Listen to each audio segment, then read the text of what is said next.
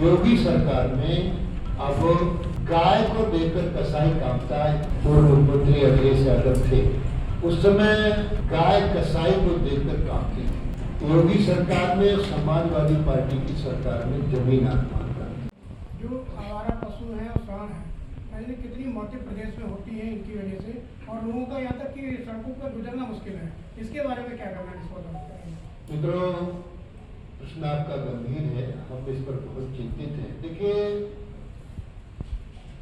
योगी सरकार में, समाजवादी पार्टी की सरकार में जमीन आसमान का। जब पूर्व मुख्यमंत्री अखिलेश यादव थे, उस समय गाय कसाई को देखकर कामती थी। योगी सरकार में अब गाय को देखकर कसाई कामता है, इतना अंतर है। जो सांडों की आपने बात कही है, यहाँ जिलाधिकारी, मुख्य विकास अधिकारी मिलकर इन्होंने हमारे अधिकारियों के साथ प्रयास किया है, सांडों को अच्छा खाने को भी मिले, उनको अलग करने का प्रयास किया जा रहा है। फिर भी अभी हमने कहा कि अब जो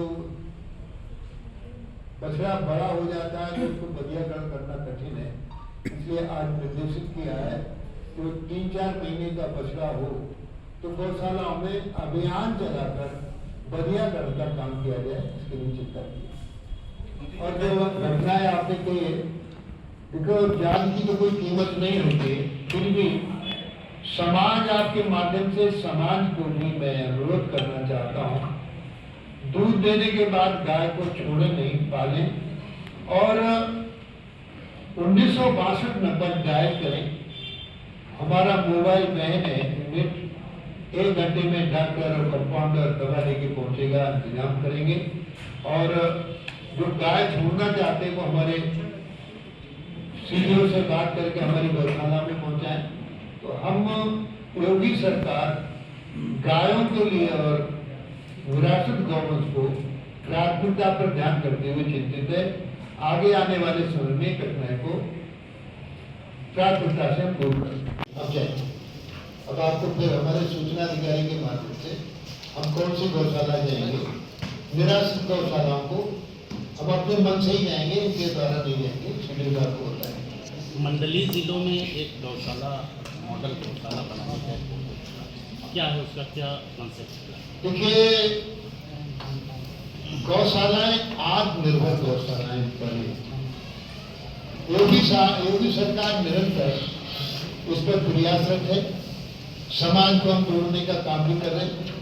अब हम यहाँ बाराबंकी में हमारे मुख्य विकास अधिकारी मुझे अवगत कराया होते थे, उन्होंने कुछ काम शुरू भी किया है।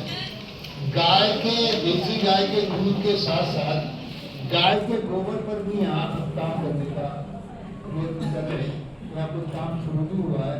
तो सरकारी पैसे से हम बहुत गौशालाओं को आगे सरकार नहीं कर सकते। आत्मनिर्भर गौशालाएं बनाने के लिए, मानी जैसे अभी दीपावली के समय गोवर्धन पूजा पर हमारे जनप्रतिनिधिगण गौशालाओं में गए थे, अधिकारी भी गए थे। आर्थिक स्थिति का स्रोत है। पहले प्राचीन भारत में हर गांव में 4 बातें पहले होती थी। नंबर 1 गौशाला, नंबर 2 पाठशाला और नंबर 3 यज्ञशाला और नंबर 4 व्यायामशाला। इन शालाओं पर सब स्वस्थ रहते थे, आर्थिक स्थिति मजबूत होती थी।